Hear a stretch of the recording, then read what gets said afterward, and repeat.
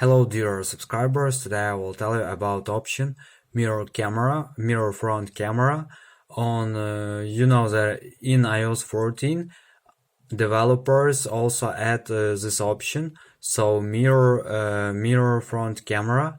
So you can also use it only on iPhone XR, XS, 11 and X Pro Max.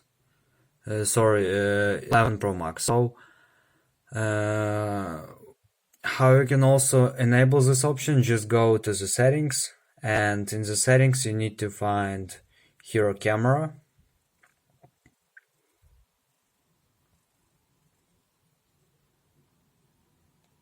So you will see here camera, and there in compositions you will see here option with mirror front camera, and you will need to turn on here and it will enable this option on your iPhone. But know that also on my iPhone 7 I haven't this option, that's why you need only XR, XS, 11, 11 Pro Max for using this option. So just check your model, and if your